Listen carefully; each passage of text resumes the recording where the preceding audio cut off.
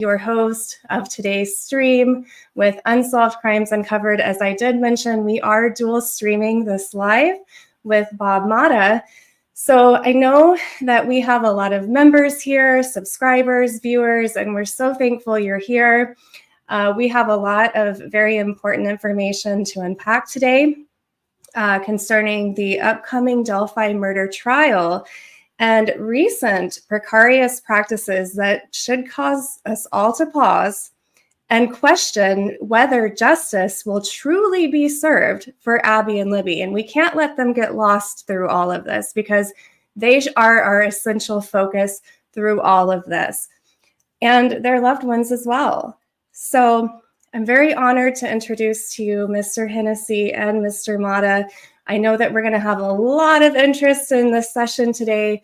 So if you guys have questions, we're going to be taking those questions at the end. And unfortunately, I can't review every single one of your questions throughout the course of the stream because we want to make sure that we give them enough time to talk. So if you have something important, send us a super chat and we will both review your super chats at the end.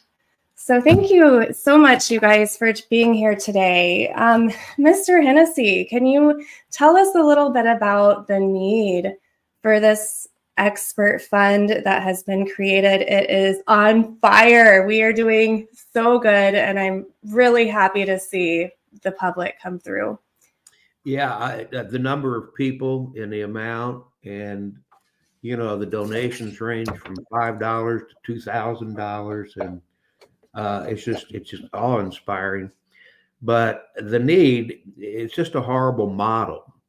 When you have judges with zero experience representing a citizen accused of crime, they're not fit to be making decisions about what experts are necessary. And the state is reportedly has the Carroll County is budgeted $2.1 million for the Allen prosecution. And it's reported that the prosecutor has access to $230,000 for experts.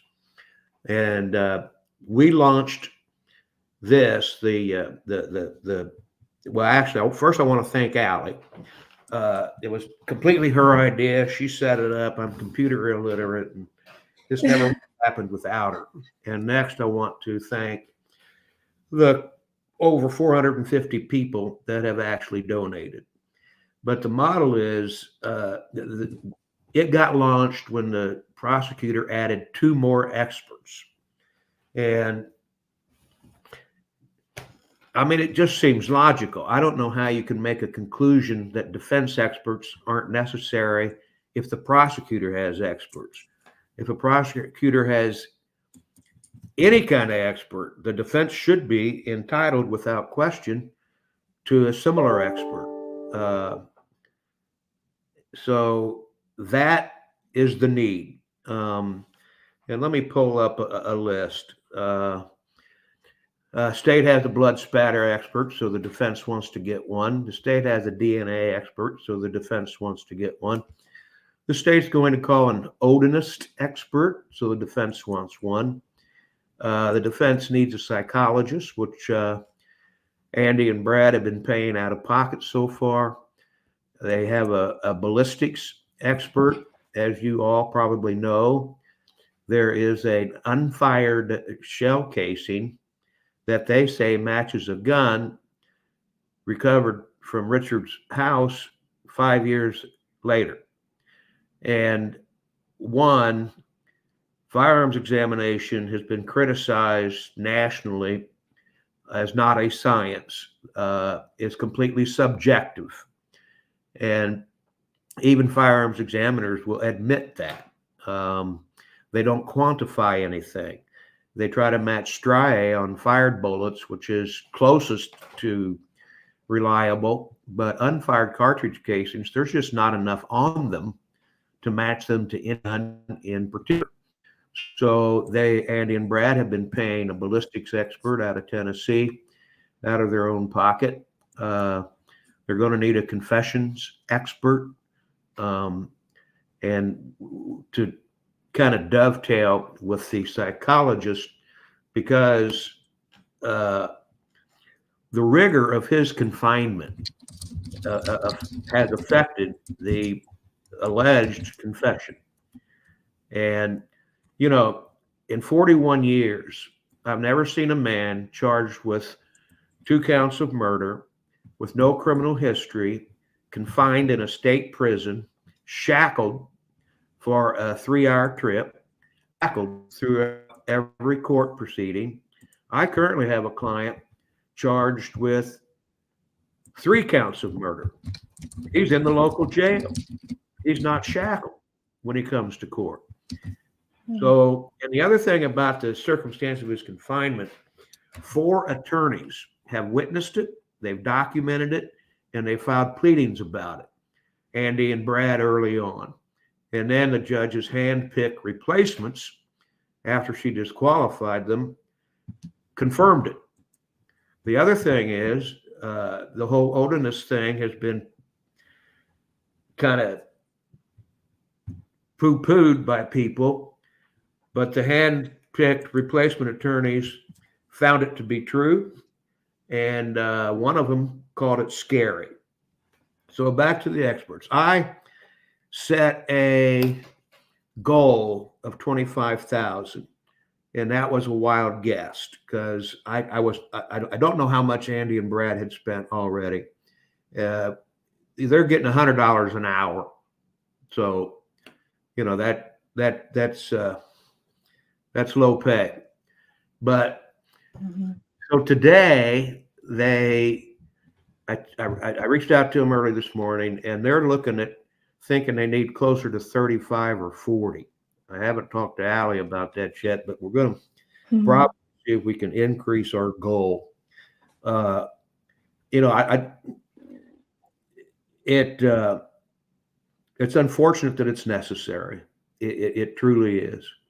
And, you know, if people have read stories about how the criminal justice system is dependent upon your wealth or your assets, this is a case that where it shows you. I mean, one side, 230,000, the other side asking for 35 or 40. So anyway, that's what they need. That's why they need it. And David, I just want to clarify for people, in terms of when you're talking about Brad and Andy getting $100 per hour, that is their fees. They are both private attorneys. They were both appointed as PDs on this case, meaning they're getting paid out by the county, but they're getting for themselves for the thousands of hours of work that they've done thus far, and for the work that is yet to come in the trial. They're getting $100 an hour, which I understand if you're a laborer, you're like, well, what the hell are they complaining about? That is far below the going rate for attorneys of that caliber anywhere in the country, just so you guys understand. And this fundraiser, and David and Allie and we were working on the language of that, wanted to make clear that these funds are not going to Andy and Brad. These are exclusively for experts to be retained, for the experts that have already been retained, to keep them working. Because once an expert goes through whatever they've been paid on the front end of their retainer, they need a re-up. They expect more money for them to continue to go. If they've got an expert that's done, gotten halfway through their examination of, say, phones, and they run out of money, they're going to call Andy and Brad and say, hey, we're out of dough. You got to send us some more money. And they're going to stop working. And what also means is that if they haven't prepared a report at that point, and they're planning on preparing a report, they're not going to do that. And that means that if they're not going to prepare a report, that they're also not going to come to testify at trial. So these are all the things that the money has to come in for the 2 experts that they have given some money to. And I believe David's right. I think it's out of their own pocket. I think that they're reimbursed for that by the county, but she denied it. Really? Yeah. Oh. Hey, I don't want. Isn't that a violation? No, not in Indiana's system. They have to ask the judge for money, and the judge can grant it or deny it. And Rick's not in a position for them to appeal that. because he's not going to make it another 8 to 12 months. But I hate to detract from the seriousness of the topic, but can I tell a joke? Yes, please. All right. The lawyer had a kind of a simple, minimalist plumbing problem. So the plumber comes, does the repairs, hands the lawyer the bill, and the lawyer just goes berserk. He says, "This is outrageous. I don't make that kind of money." And the plumber says, "Neither did I when I was a lawyer." That's funny. That is good. That's pretty great. That's pretty great. Yes, it is. So, David, as far as you see, I mean, to me, 25 was a very conservative estimate, and I get where you were coming from. When trying to kind of just pick a number out of the out of the air, it's tough not knowing exactly everything they need. But and we certainly don't want to be here, on bended knee asking for more money. But I think we're basically here on bended knee asking for more money. I hate having to ask. It's I crazy. really do. Right. But it's not going to be a fair fight if we can't help the defense get some experts, and that judge is not going to budge. And Right. you can't. She says, "Well, maybe I'll reimburse it." Well, you can't plan a trial. I mean, if you can't know whether you're on the hook or not, I mean, the time that these two attorneys have taken from their practices, I mean, they've taken a huge hit already. Yeah. And David, why don't you take a moment to explain, I've been spending since the fundraiser kind of came out to the world, and we've got two very polarized sides on this case, as you're well aware, as we're all well aware. And the things that I see from the other side on this thing. And again, like, I just want to make it clear, this fundraiser is about getting Rick Allen a fair trial. Okay. None of us know what's going to happen at trial because the evidence hasn't been vetted. This isn't us all pounding on the table saying Rick Allen's innocent. I think that probably the three of us believe that he is. However, that's all dependent on what comes out at trial, but what we're talking about at this moment in time, what we need right now, and what every American needs to be concerned with, is that this guy deserves and has a right to a fair trial, and that's being derailed. And can you just explain kind of what we're talking about with respect to leveling the playing field in terms of why we need these funds because of the state's seemingly unlimited resources? Yeah, but that brings to mind the contempt proceedings. I got involved when after she was wanting to disqualify him, and then Nick files contempt the day after the Indiana Supreme Court reinstated Mr. Baldwin and Mr. Rossi, and his allegations are over a year old. The entire contempt proceedings were ridiculous and unnecessary. It drew their time away from trial preparation. So I stepped in on that, and I've not been paid a dime. I'm going to submit a bill just to watch Glo's head explode, but she's not going to grant it. But I got a couple 100 hours in the thing. But me being able to handle the contempt allowed them to keep their attention on trial preparation. Right. The state has an upper hand anyway. Yeah, many people believe after an arrest they got the right guy, because I counted, they went on TV and said they did over 100 times. And then Andy and Brad do one little press release, and holy cow, they pull out the guillotine. Yeah. But yeah, experts, are critical in this kind of case. Now, if the state had no experts, you could maybe get away. You would still want some of your own, but they've got them. You know, they've got a ballistics guy, they got a blood spatter guy, they got an odinous expert, they got blood spatter, they got DNA. So the defense needs it. I'm assuming they're going to have a phone guy. There's got to be forensic. Oh yeah, I left that out. Yeah, we've got this whole situation with the geofencing. I mean, and apparently the state doesn't have an answer as to these 3 other phones that were in and around within 60 to 100 yards of where the girls were discovered during the state's timeline, with no answers as to who they are. And it appears that they've done no real research into trying to figure out who was there. So naturally the defense, in terms of their duty to their client, needs to try to figure out who those folks were. I think we all want to know who those folks were. I know I want to know. Yeah, the prosecution does have a geofencing, and it's called a phone dump. It's a forensic examination of cell phones, which, you know, is basically a small computer these days. And I know they deposed him within the last 2 weeks. So that simply reinforced their need and their judgment that they need a geofencing forensic expert. They've had one that they have been paying and not yet reimbursed for. So that's another one. And, you know, I think that's where they came up with their to 40 estimate today.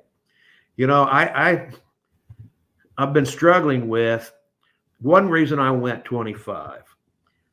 I was struggling with, I don't want to collect more than we need because I don't know what to do with it.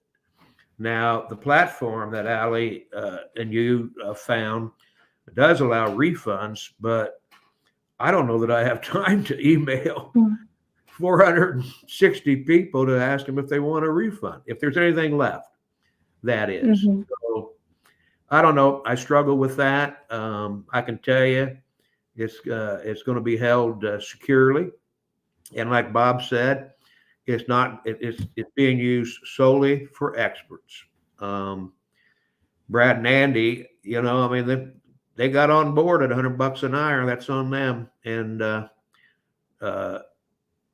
but so we're not going to use it for anything else. But you're right. I mean, like there's an expert, one out of Tennessee, one out of California, one on the East Coast, and we got to get them here, and we got to give them lodging and food. So their fees are not the end of it, and they're substantial. Now we're reaching out to them. A lot of experts will reduce their fees on high-profile cases like this because the exposure is worth something to them. Right. And a lot of experts that I've used in 41 years, I've employed a lot of experts, and I was a public defender for 15. And many experts have a indigency rate where they cut it down, but generally speaking, experts are $300 to $600 an hour. Yeah, and the cost for them to testify at trial is higher than the number that they're requiring that they be paid for the research phase or whatever they may be doing. You know, that their trial testimony is typically twice, in my experience, in all my years, of what they are charging us hourly for them to get to the point where they're whatever we're asking them to evaluate. And the other thing that I think that we need to let people know is that attorneys are not experts in scientific fields. I am not an expert in geofencing. I am not an expert in DNA.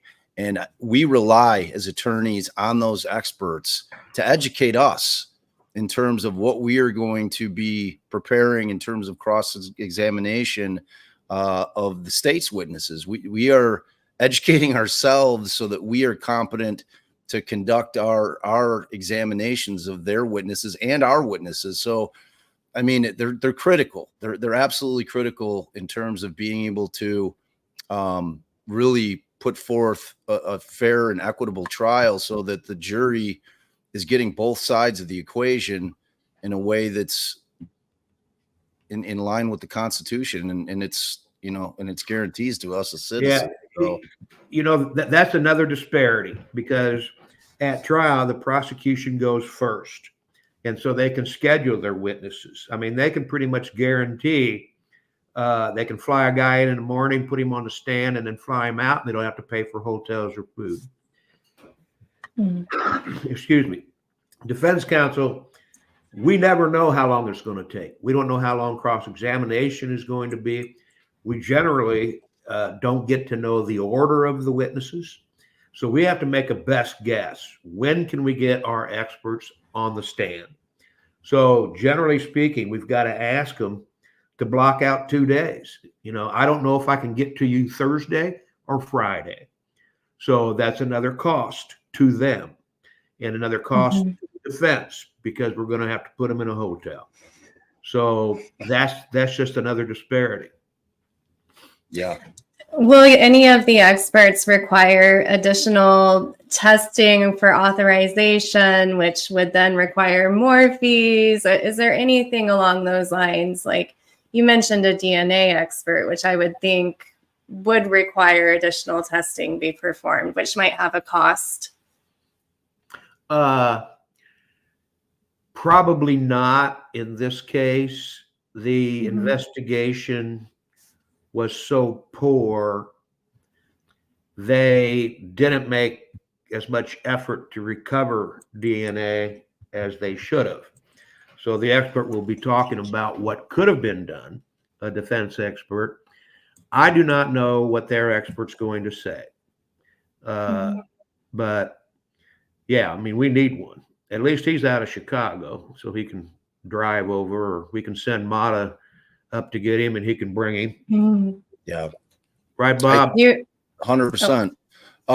Yeah. And I think that in like every single expert that they are intending to put on, the defense has to have a counter.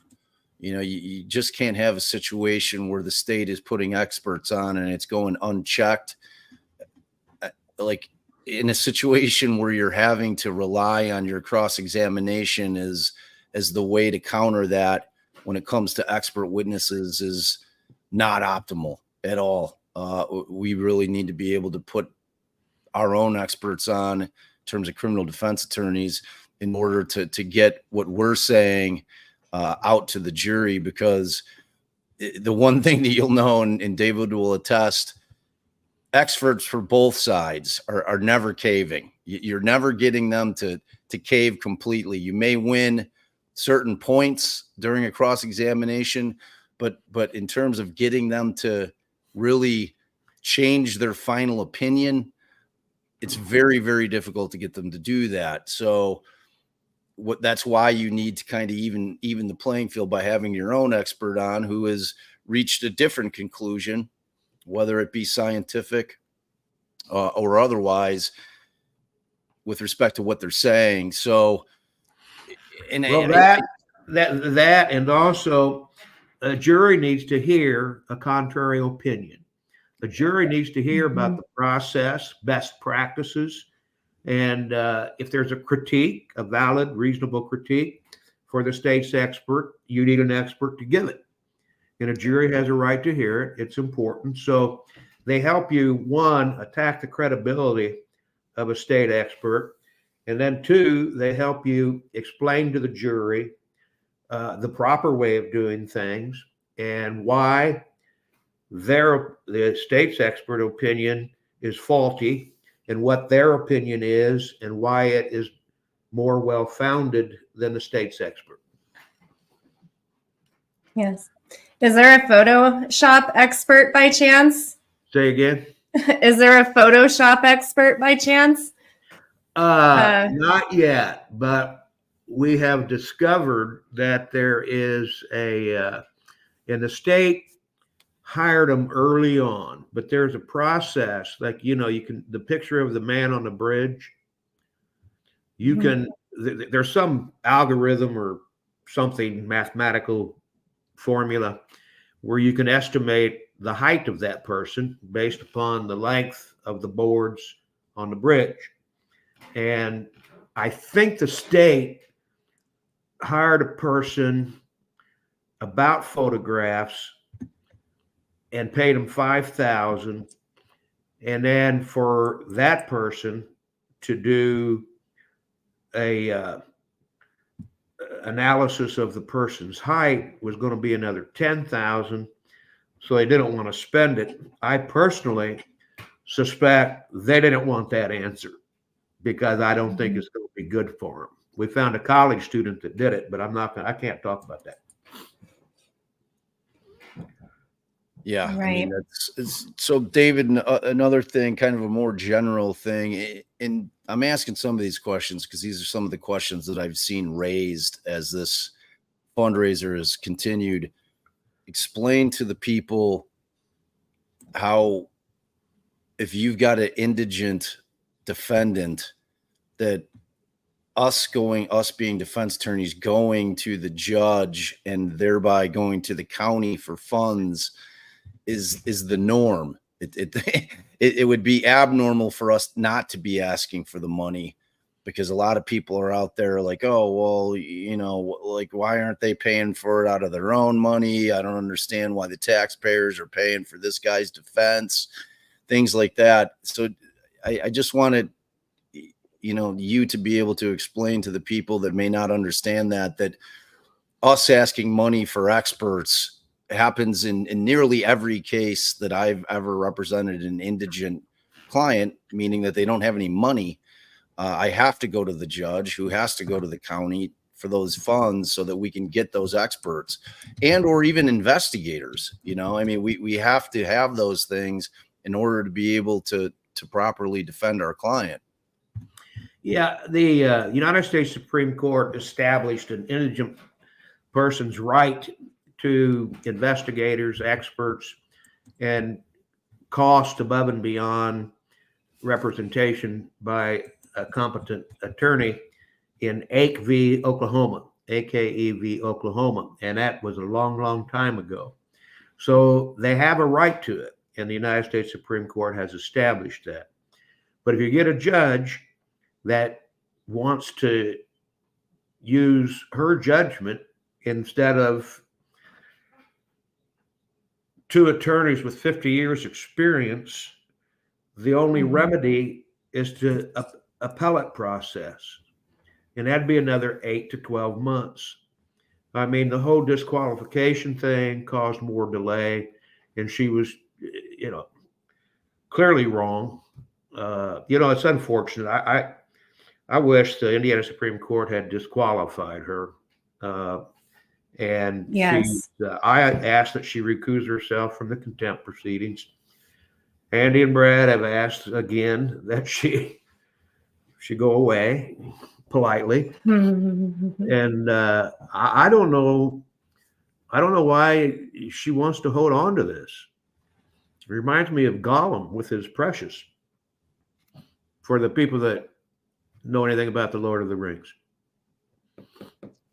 One of my favorite movies. Yeah. I mean, go ahead, Bob. Sorry. Allie. I was just going to say it almost begs the question of whether or not she's being threatened or blackmailed. I have never seen this kind of behavior from a judge on such a high profile case. We're not talking about a domestic violence or burglary situation. And I know that corruption runs deep through all facets of legality.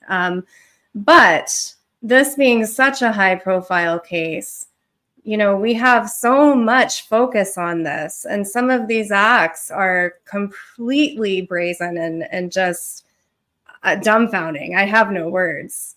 You know, Ito took a bashing in the Simpson case, and I don't know why mainstream media isn't scrutinizing the judgments, like the contempt hearing.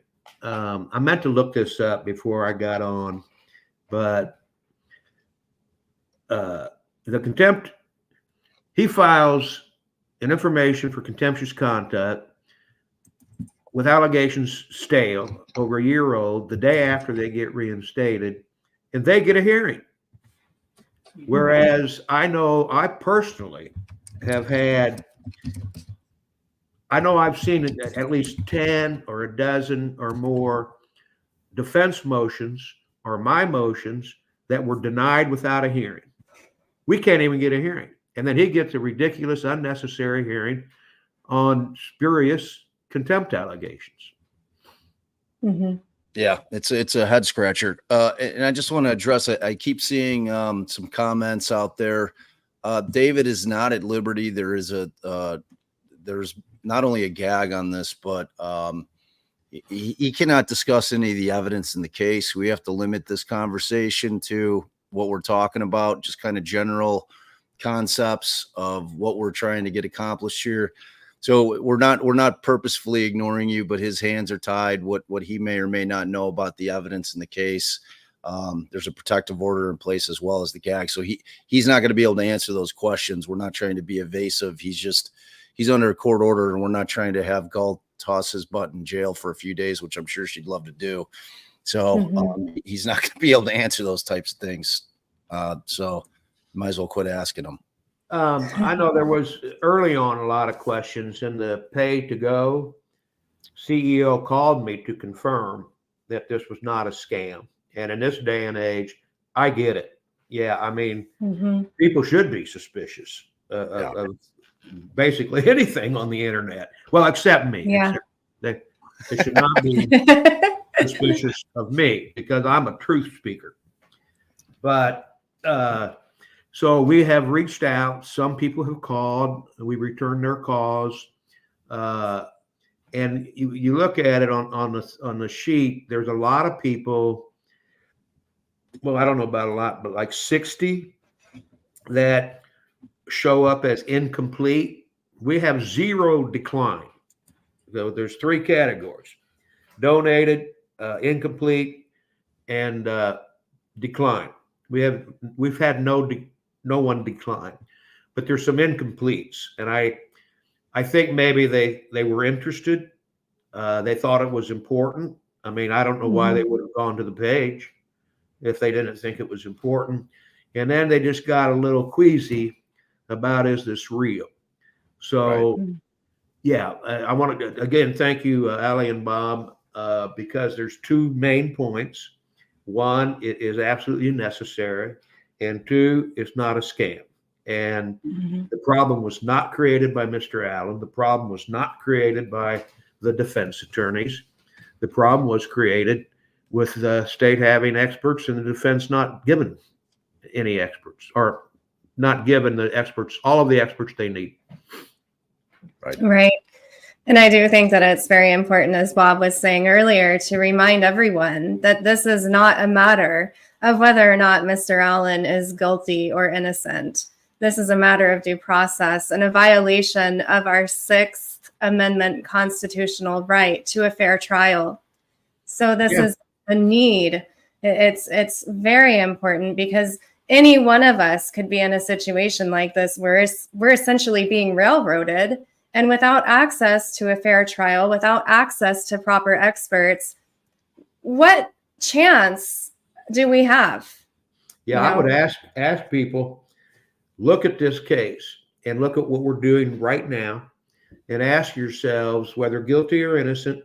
If you had an uncle or a brother or a sister or a mom or a dad going on trial with the prosecution having a half dozen experts and you having none, would you be comfortable?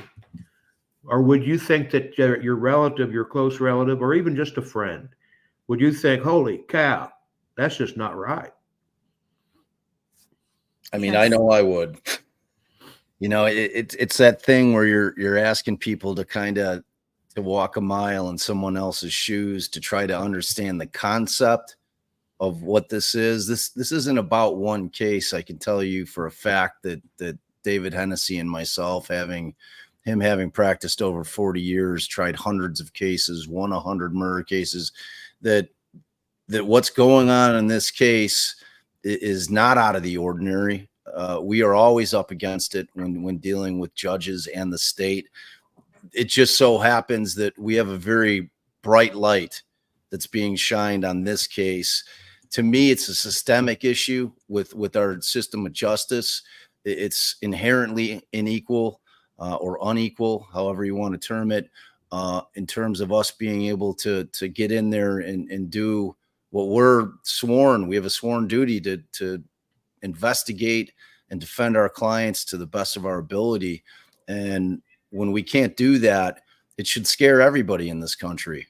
You know, we cannot have a system of government and a system of justice where we're allowed to be railroaded, because believe me when I tell you, when the prosecutor's office, they have an arm of the law in terms of whoever is handling, whether it's county sheriffs, whether it's a police station or a particular police department, whether it's the feds. Those are their arm, their investigative arm that continues to investigate, that continues to try to pull evidence while this whole thing is going on. And they have that at their disposal at all times. We have to get our private investigators out there hustling, trying to do what we can do.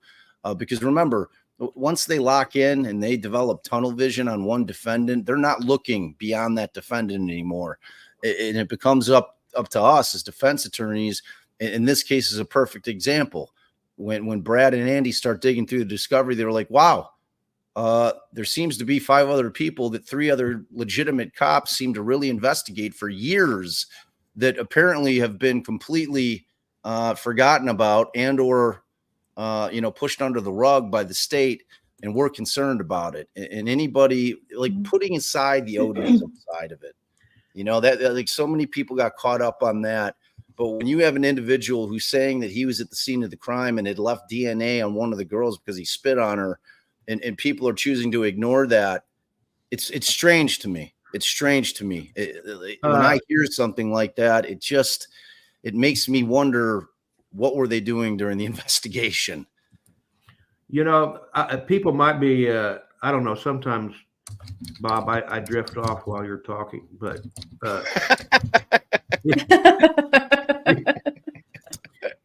I swear I heard snores coming out of the class. But people might be interested in the PD system in Indiana. We have 2 state agencies. One is the Indiana Public Defender Council, which does training, support, and they help the trial level attorneys and appellate attorneys and CHINs and TPR attorneys. So that's a support group.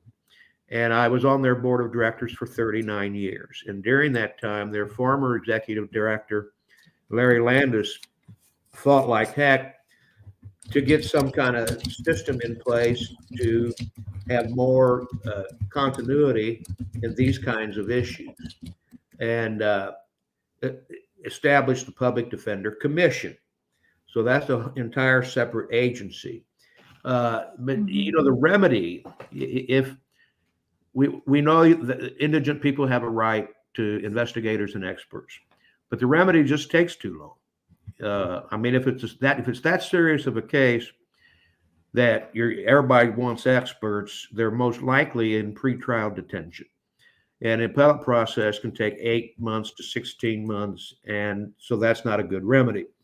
We could not get the legislature to try to use a stick, so we did convince them to use a carrot, and that is counties. We have 92 counties, and they can elect to be in the system or can elect not to be in the system.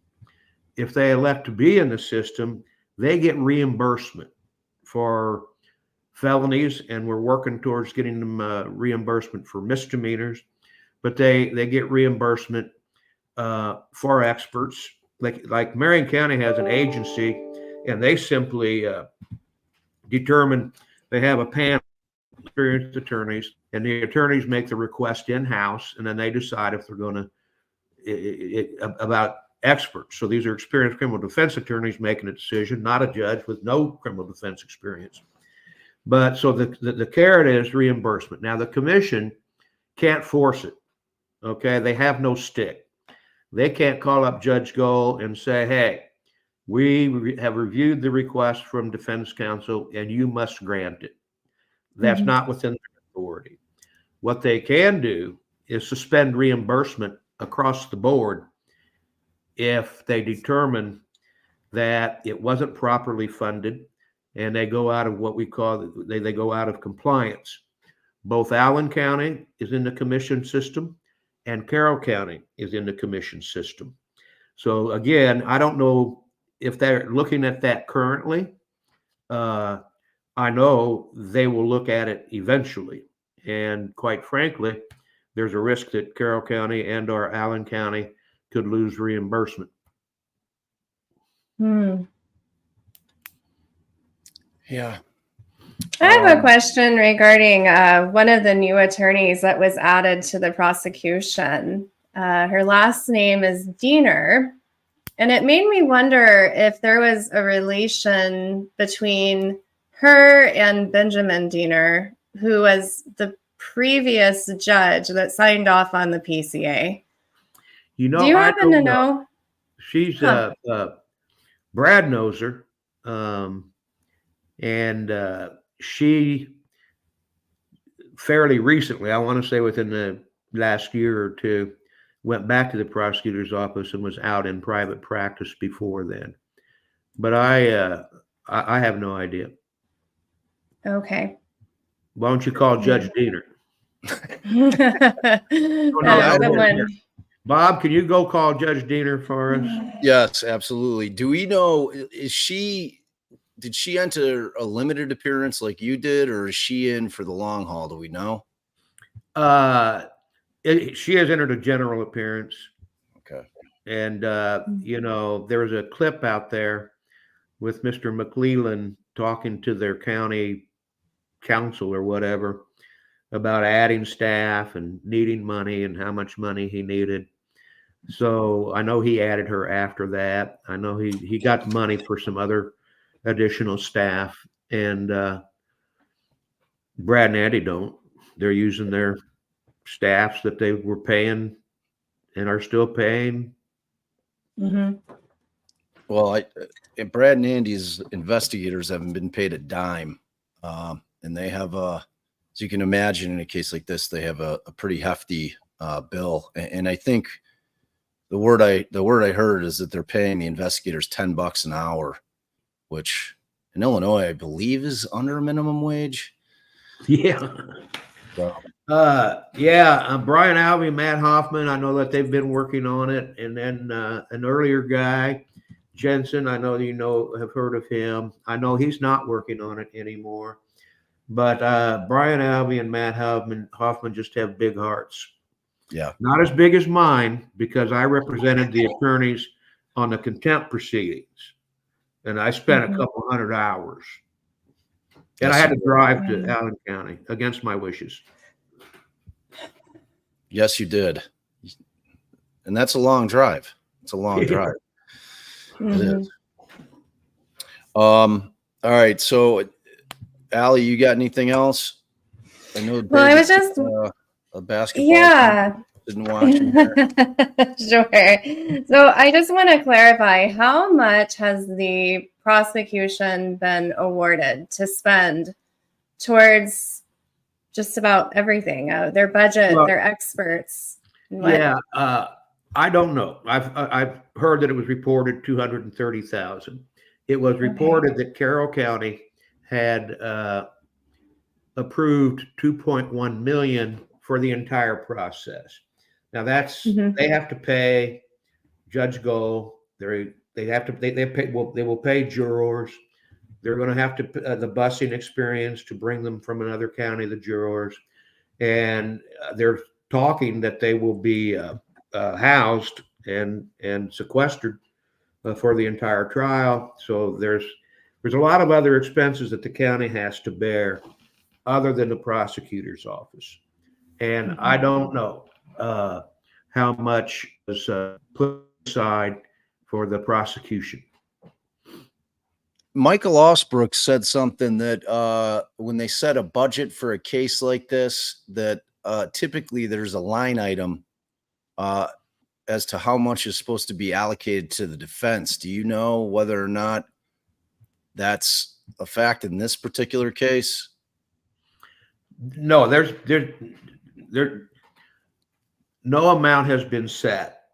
So you go ex parte and you go to the judge. When your judgment, when in your judgment there's a expense that you need, like experts, you apply to the judge, and then the judge will review it. And you generally, in that application, you're going to have contacted your expert and have an idea of the cost, because you need to make a specific request for an amount. And then the judge can grant it, but cut the amount. So say you need $10,000, the judge can say, oh, no, you're only getting 5,000. Or she can say, no, that's not necessary. I think the word she used in denying it was unsupported. Right. I don't even know what that means. And that's what I was going to ask you, David. In Indiana, is the judge looking at the number, meaning the amount that you're asking for, or is the judge making decisions based on what they believe is necessary for the defense, or is it a combination of both? Depends on the judge. Yeah. You know, some judges with criminal defense experience have at least have some experience in judging the necessity for it.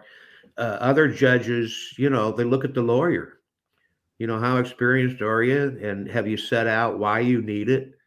You know, I think it'd be a one-liner in this case. I need it because the state has one. Right. Exactly. What's fair? Right. Yeah. How about a little fair and equitable? That shouldn't have to go beyond it. But like, say I determined I wanted to get an expert that the prosecution does not yet have. And there's a couple questions that have popped up. Yes, some expert expenses have been paid by the county, I believe.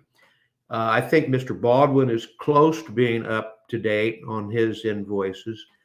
I don't think Brad is. Where was I before I read a question? What were they talking about, Bob? You were talking about kind of the discretion the judge has. Yeah. If I decide I need a ballistics expert, I would put in there, and say the state hasn't listed one yet. So now I want my own. So I would have to explain the crime scene, the evidence, and exactly what they would do. For instance, the police recovered 4 guns from a suspect's home, recovered another 2 guns during their investigation. There were 15 spent shell casings recovered, and there were 5 bullets recovered at autopsy. So I would explain what the evidence is, and then I would explain what the experience of my ballistics expert, so his competency. I would attach a CV, a curriculum vitae, and then explain the process that he would go through, and his estimate of the time that would take, and then my estimate, his fee and the time, then my estimate of the expense to have him or her come testify. Yeah. And to me, it's unsettling when you have a judge who's never defended a client making what I consider to be strategic decisions on who she's deeming is important and who's not important in terms of putting forth the defense. I have a problem with it, you know, and that's the way when I'm reading, when I read the parody motion, that's the way I was reading it, that she was using that term that you used, and I can't remember what you said, unnecessary or unsupported. I mean, what is she basing that on? Her years of no experience of defending criminal defendants in the criminal justice system? I mean, what? I can't speak to that. Yeah, it was a rhetorical question. I'd have to refer you to Judge Francis Gull. Mhm. We'd love to have her on a panel. make for an interesting live, I'm sure. All right. Well, look, David, you're an absolute gem of a human being. We all know, anybody who follows this case knows that you. Hold on, Bob. Hold on. Okay. I gotta go get my wife so you can repeat that. Yeah, man. I mean, you've gone above and beyond. You know, like at the supermarket when you're going down an aisle and you bump into somebody or something, and you say, "Excuse me," and they go, "Oh, you're fine." I say, "Can you give me an affidavit?" I can take That's funny. Yeah. Well, if you have a little bit of time, I know we've gotten a lot of questions that have come through. So should we maybe address some of those questions? Yeah, throw them Sure. up. Throw them up. Okay. So Adam Malone, thank you for your $5 super chat. You say, thank you for this live. It's interesting hearing the arguments unabridged. Give them heck. I agree. All right. The other one, Elizabeth says, thank you for everything y'all are doing. Thank you for your donation. Next one. I think we looked at that one. Okay, this next one is from Meow Zedong. Is there any chance, and I don't know that we'll be able to speak to this one, the unsolved Flora arson will be brought up during trial? The Odinists are rumored to be responsible for the Flora arson, but the state does not seem too keen on investigating. That is an ongoing investigation. I know when I took depositions on the contempt issue, I could not get into it because it was an open investigation. So I'd say the chances of that coming up in Mr. Allen's trial are close to zero. It's very sad. David, we had a question. I want to know why there isn't a hearing for the motions in limine. How is Gull allowed to deny without using any precedent or law to bolster her opinion? Well, the motions in limine are filed closer to trial, and a motion in limine is what you use to try to get a pretrial ruling that the other side can't get into this particular evidence or that particular evidence. For instance, since there was a question about the Flora fire, I'm sure the state would file a motion in limine for a pretrial order that the defense can't get into it at all. And then the application for funds is ex parte, which means the prosecution doesn't get to know about it, except Nick did. He found out somehow. I think it was a clerical error. I'm not faulting Nick on that. But I mean, the heading says ex parte. If you're a lawyer, you know what ex parte means. So if you see ex parte, you shouldn't read any further. And he quoted from it like 5 pages in. So yeah, I don't know. He's not clear. He's not fully cleared on that. But so those are ex parte. So there's no public hearing. The court can have hearings where that's not public. Normally that would be in chambers and recorded. If she finds the application, if she wants more information, if he or she wants more information about the application. Sometimes you'll do that and you can do a remote connect with your proposed expert and the judge can ask questions. But the extent of inquiry is up to any particular individual judge. If they're just not interested, they're just not interested. If they want more information, they can certainly have a way of getting that. And they can get it from the attorneys or, like I said, through a small hearing. Hey, just so you know, our mutual friend, Mr. Michael Osbrook, says not a clerical error. Michael's a smart cookie. You're giving Nick a little more grace than Michael's willing to. And Allie, this is more to you. And I've seen this a few times. International people that are wanting to donate are having an issue with the zip code.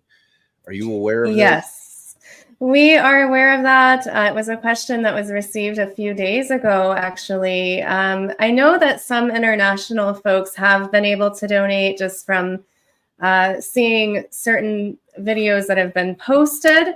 And I think the workaround around that is entering zeros within the zip code location. I did tell Mr. Hennessy that I wanted to reach out to the platform to verify that there wouldn't be any sort of international tax implications associated with accepting those funds as the originator. We have not received a reply back, but I can confirm that we have had some of those donations come forward. And so the platform does allow for it. Just use the 00000 as your zip code. Oh, great. That's good information, because we have a lot of Grizzlies in here, and the Grizzlies. So how many languages are you going to repeat that in? I'm guessing one. Oh, that's amazing. Yeah. So there's one other thing, and it's more of a general question, David, and it's really for my own edification.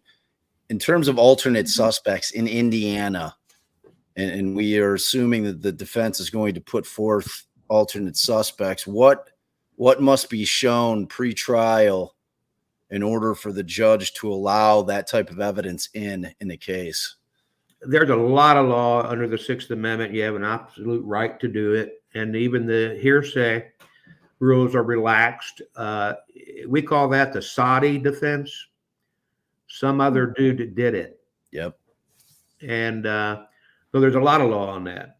But again, judges do what they want, and all you can be left with is an appeal. So, but I have a memo that I've used in many cases, and I've shared that with Brad and Andy. Okay. And I told them, I think you're going to need this. Yeah.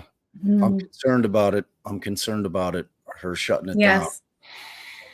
Is there any way from here that we might see further involvement from Scoyne with some of this mess? Sorry, putting it nicely. The Supreme Court of Indiana. Oh, that's Kara Weinecke and who, I can't remember his name. That's their department. I'm the contempt department. Yeah, okay.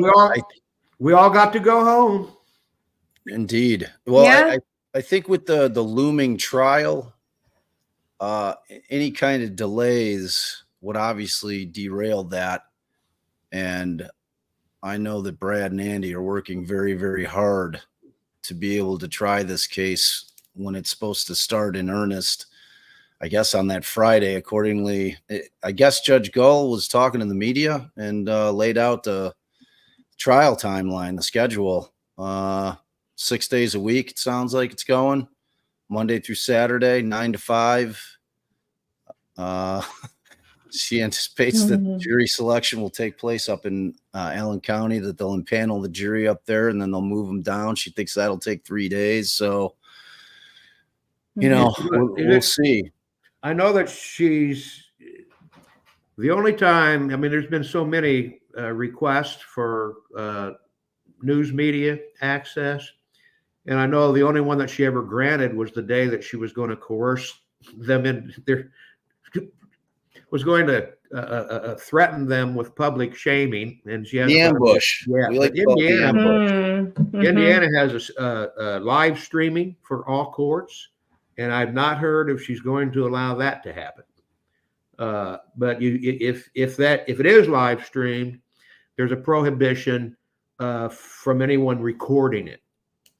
So, like, a news reporter could watch it and not have to go to Carroll County and squeeze into the courtroom and take notes, but they could not film it and then run it at 6 o'clock, any portion of the trial. Oh. So there is an option where she could live stream it so that the greater public would have greater access instead of, I don't know what, I think the capacity of the Carroll County courtroom is like 100 people. Mm-hmm. Yeah, and ironically, Gull sat on the I don't know if you call it a committee, whatever it is that they were formed in order to try to get cameras into the courtroom and get these things out so the public could see this. She sits on that. So the irony is not lost on me that she's now in the case, probably the biggest case or one of the biggest cases in Indiana history.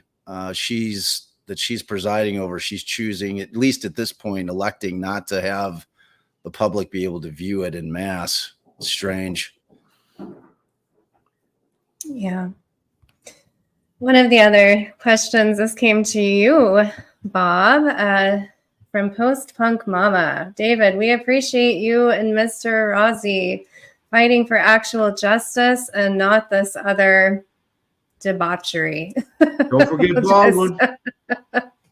Yes, Baldwin. Baldwin. Yeah, don't Baldwin forget. is amazing. I wish I'd seen this before. I've been here for an hour. And I just saw the comment. I could have. We've gotten a lot of them. I could have been reading all that. All right, I'm free to go.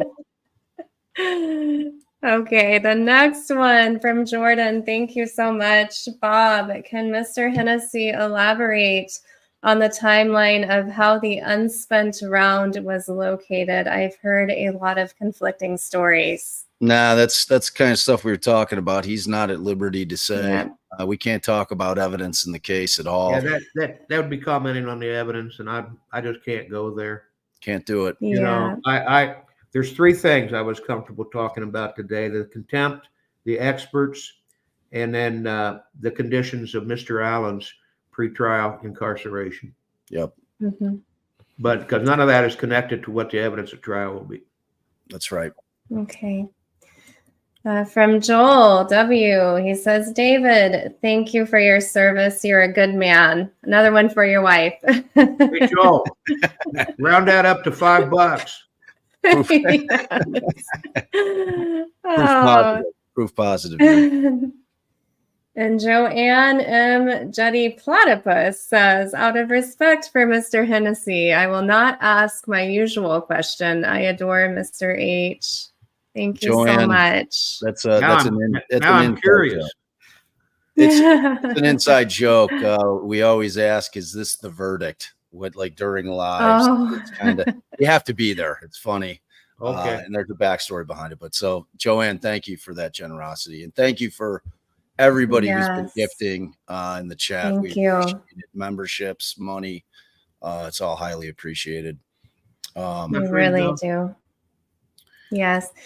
We have another YouTube creator, Novelist True Crime. If you guys are not familiar with his channel, please check him out. He's doing some great work with this case. Has DH ever experienced anything like this case before? Not at all. And I've had a lot of high profile cases, the Speedway bombing, the Burger King murders. I've been involved in over 100 murder trials. And never, it's mind blowing. Yeah, it's something else. All right, you ready to get cut loose here, Dave? I've only asked 3 times, Bob. I know. I keep hearing Sorry. that. I don't think Allie was hearing you. All right, man. I don't need permission now. I found the button. That's right. Bye, everyone. Thank you. Right, guys. Everyone, and thank you. Keep it going. Thanks. Thank you for the time, Dave. All righty. Appreciate you. do. Don't forget to donate, you guys, if you haven't already and wish to do so. And I know, Bob, you're on vacation, so I don't want to keep you much longer. But thank you all so much for being here. It was really great.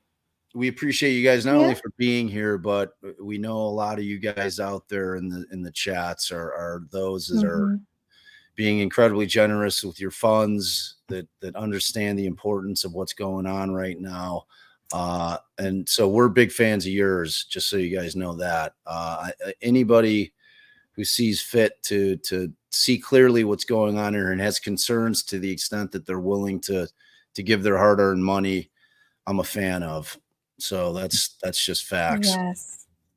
I'm blown away by how well this fund has performed, and it goes to show you how many of us are so concerned about the treatment of the process in this case.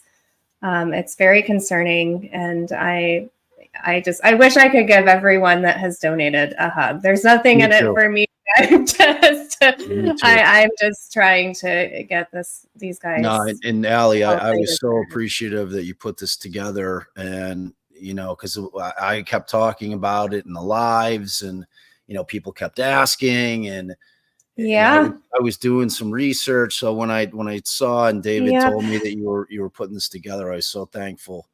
So thank you for your hard work and getting this thing no problem put together, because it means a lot. It's a big statement, by the citizens, because we're not just Indiana folk. This is a worldwide thing, which is what makes it all the more impressive to me. We've got people donating literally from all over the world, so the eyes of the world are on this case. So, thank you for taking your valuable time and putting this together, because I know the moving parts were probably a lot to deal with, and especially when you're doing something you've never done before, you know what I mean? So yeah. I mean, I work in finance, and so I've dealt a lot in taxation and data analysis. That's what I do day in and out. So my biggest thing was, can we do this tax wise, with the IRS codes?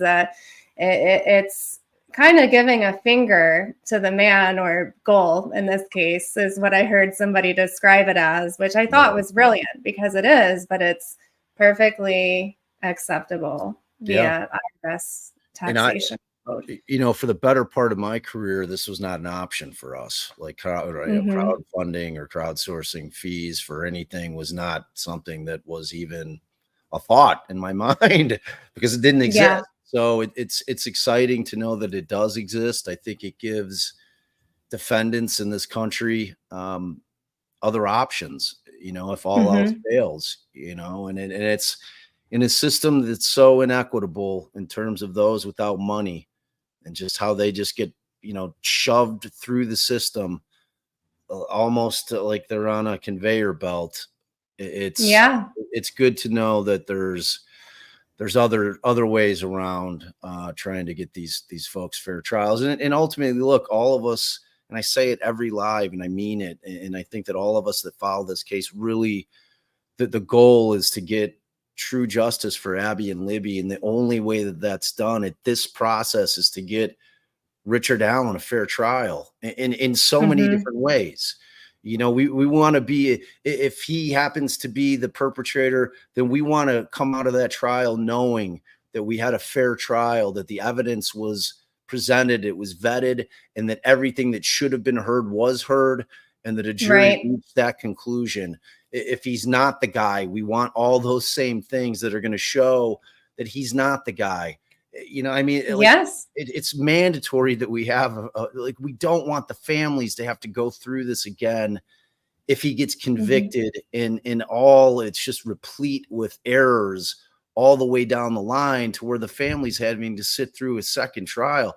It's that the concepts just seem to be lost on people sometimes. And and I know that I probably bug the hell out of people because I repeat myself with it a lot. But it bears repeating. It just does. And, and it's not me just talking about a piece of paper. I know people like to, poke fun at me about the Constitution and how much I seem to love it. Our entire country was literally created from scratch. And it's not just the criminal justice system. It's our system of government on that document, and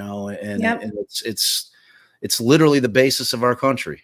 They had never done it before, and we need to care about it. And it's just as relevant today as it was when it was drafted. So, that's why I'm always talking about that piece of paper. So, but all right, I'm going to run. I adore you. Thank you so much for putting this together. Thank you. Likewise. For putting the fundraiser together, which is just so incredibly successful. keep going, Oh. keep giving, y'all, because we're seeing it, and Yes. you're going to see the results of your generosity, or maybe only hear about it, but Yeah. see it. But it's going to have an impact in a very real way. So we Yes. thank you for all your generosity and your concern. So Absolutely. thank you for everybody that gave to our pod and our channel today. I see y'all. Oh, family hugs. Big family hug. That's right. We really appreciate every one of you. I think it's so cool we were able to do this as a dual stream. This is my first time doing it, and I am not good with this sort of thing. So I'm happy it worked. You did great. And yeah, you did great. And Awesome. I think it was, I hope we answered a lot of questions in terms of, yes. I think we finally put to bed, is this a scam? I think we could put that one to bed. That one's asleep. And, the rest is just how much can we get raised for experts in this case. So, and hopefully we just keep plowing forward, So, all right, for all y'all that celebrate Easter, I hope you all have a wonderful weekend, and take care of yourselves. All right. Happy Easter, everyone. Thank you so much, Bob. And I'm sure we'll be seeing you soon. Have a good time with your family. Tell Allie I say hi. I love her name. I will. That's a great name. All right. Bye. All right. See you guys later. Bye-bye. Thank you, my mods. All right. Bye. Yes. Thank you, mods. Bye-bye, everyone.